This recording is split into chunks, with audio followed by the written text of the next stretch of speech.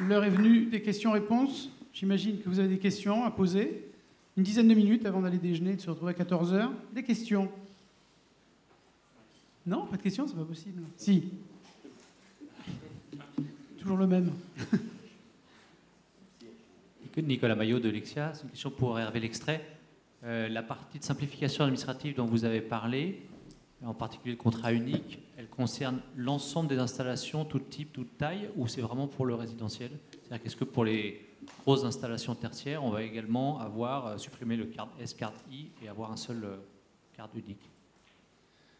Alors, la réflexion, elle a été initiée par le résidentiel, parce qu'on pense d'abord aux clients qui ne sont pas des professionnels du secteur de l'énergie et qui peuvent effectivement nous dire qu'ils rencontrent des difficultés à comprendre les clauses des contrats qu'ils signent. Donc on a d'abord voulu simplifier effectivement le dispositif pour ces clients-là, mais on embarque dans la réflexion également la possibilité de le faire pour les plus gros clients. Enfin, tout ça va se matérialiser par une concertation à laquelle je vous renvoie, qui se tiendra pendant le premier semestre de l'année prochaine. Merci. Une autre question? Bonjour, Léo Bénichou, Engie. La question s'adresse aussi à Hervé L'Extrait. Je vais rebondir sur l'appel du pied d'André Joffre sur les méthodologies du digital. Alors, si un projet doit tenir en 6 mois et que l'indicateur, c'est est-ce qu'on a trouvé soit des clients, soit on a réussi à lever des fonds, où en êtes-vous? Vous avez trouvé des clients pour votre solution et est-ce que vous avez levé des fonds? Pour les solutions d'autoconsommation collective? Oui, vous êtes en mode start-up. Oui, alors on a à peu près une dizaine effectivement de prospects, dont l'un est assez éminent puisque vous venez de l'entendre s'exprimer pendant un bon quart d'heure et avec brio. Donc peut-être que André Joffre sera le premier à conclure effectivement une convention d'autoconsommation collective. Mais oui, on a une bonne dizaine, je pense, de prospects et ça va ne faire que croître. J'ajoute avec la difficulté, Richard Loyen, délégué général d'Airplan, avec la difficulté de monter un projet sans connaître les données économiques. Parce qu'on ne connaît pas le turc, ni si on est assujetti ou pas à la CSPE. Donc aujourd'hui, on fait des études techniques. Oui, mais Richard, c'est pas très grave. Non, parce que honnêtement, je vais te donner un exemple. Par exemple, le turp, on ne connaît pas le turp, mais s'il y aura un nouveau turp qui va sortir au printemps et qui sera applicable en août de l'année prochaine, ça veut dire que pendant 1 an, dans le pire des cas, ou 6 mois, quand ça va démarrer, on va appliquer le turp actuel. Bon, ça ne dénature pas le projet, ça ne le fait pas capoter. Je veux dire, c'est pas ça qui est... Voilà.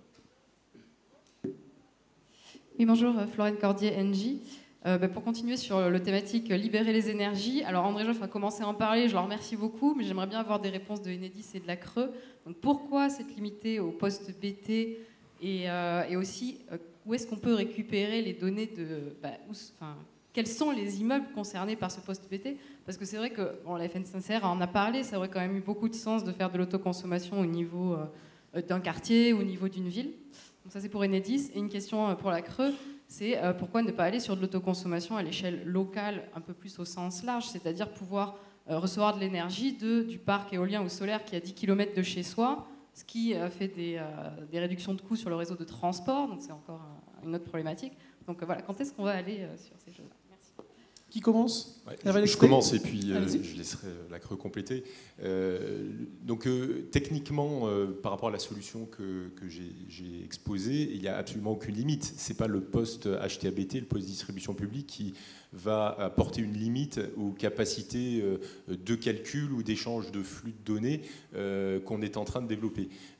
Par contre, il faut bien avoir un cadre, parce que ce cadre va fixer un certain nombre de choses, et notamment la réflexion qui est engagée par la Creux sur la définition du futur tarif d'autoconsommation. Donc, plus on élargit la maille, plus ce tarif risque de ressembler peu ou prou au tarif de réseau d'aujourd'hui, au TURP. Donc voilà, il faut connaître le cadre pour ensuite en déduire le tarif. Aujourd'hui, le cadre, on le connaît, c'est le poste de distribution publique. Si ça change demain, on peut tous imaginer que ça aura un impact sur le tarif autoconsommation. Antoine Boulet ? Oui, absolument. Juste sur les compétences de la Creux, on ne fait pas la loi. Monsieur Joffre a rappelé que c'était des débats parlementaires qui ont été assez animés. Et d'ailleurs, la Creux avait rendu un avis favorable au passage de l'Abrindis, comme vous l'appeliez, au poste de transformation. Donc effectivement, ce sont des choses qui évoluent. Il faut un cadre pour commencer à réfléchir. On l'a dit, on est au début du mouvement, il y a beaucoup de choses qui se passent, on va avoir des retours d'expérience dans les prochains temps, on aura une première génération de turps, l'avenir est devant nous. Une autre question ? Oui. Point de complément, si vous me permettez. Il y a aussi le déploiement de Linky qui est sous-jacent à ça. On l'a vu pour les projets, pour le comptage dans les deux sens et puis le dispatching des données et la gestion des flux. Et donc, pour l'instant, je parle sous le contrôle d'Enedis, mais il me semble qu'on est à près de 6 millions de compteurs Linky déployés, un peu en diffus et sur les nouveaux raccordements, ce qui fait qu'il faut quand même atteindre des poches qui soient significatives pour qu'on ait une répartition complète sur des territoires un peu plus larges. Alors, je ne fais pas le porte-parole à la place d'Enedis, mais il y a quand même ce phénomène-là qu'il faut prendre en considération également. Alors ça va doubler, le président Mouloubou l'a annoncé hier, on va atteindre 8 millions à la fin de l'année, et puis encore 8 millions, etc. Mais on n'est pas complet, couvert sur tout le territoire. Nous, on incite pour que les territoires prioritaires, comme les TEPOS notamment, soient couverts assez rapidement en priorité, et que les projets qui émergent, notamment les 10 ou 15 qu'on a sous le coude, puissent être couverts en Linky assez rapidement. Alors bon, il y a des sujets aussi d'acceptabilité sur ce dispositif. Bon, on essaye, avec les collectivités, de soutenir aussi le processus pour aller vers des projets innovants. Mais il y a ça derrière. Oui, juste un petit complément sur la deuxième partie de la question sur l'impact sur les réseaux de transport. Là encore, on n'y est pas. Le jour où on verra vraiment des impacts sur les réseaux de transport et où les gestionnaires de réseau viendront nous voir en nous disant qu'ils ne font plus les choses de la même façon, évidemment, on accompagnera le mouvement et on sera là pour le soutenir. Merci. Une autre question ? Oui, bonjour, Marc Janin, Société Caddy Solar. J'ai une question pour Monsieur Lextrait d'Enedis.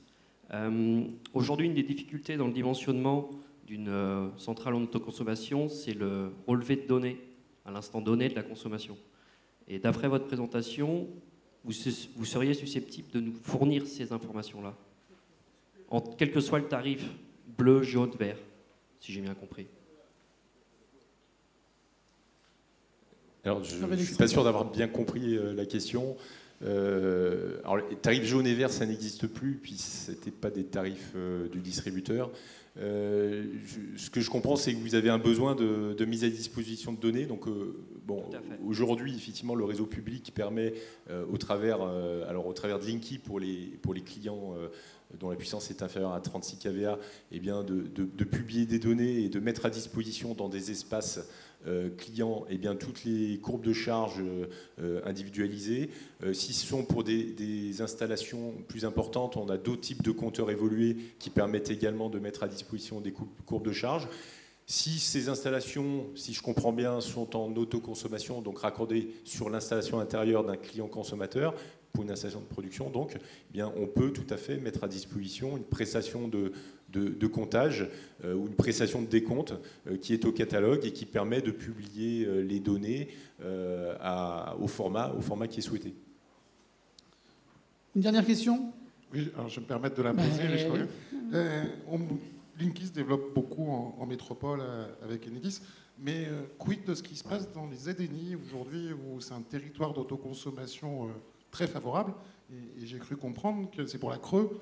Quelles mesures on peut prendre pour inciter les gestionnaires d'électricité dans nos îles à déployer ce compteur Linky, enfin ce compteur intelligent évolué, aussi là-bas? A priori, c'est dans le code de loi. Ouais. Il y avait des délais à respecter, etc. Et alors, les îles sont loin, mais elles sont aussi dans la République française. Je crois qu'il y a des appels d'offres spécifiques qui vont être organisés sur la question. Je n'ai pas la réponse très précise, j'en suis navré. Merci. On attend les appels d'offres. Une dernière question peut-être ? Oui.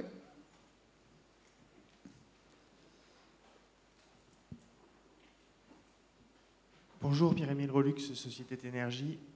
Question pour l'ensemble du collège.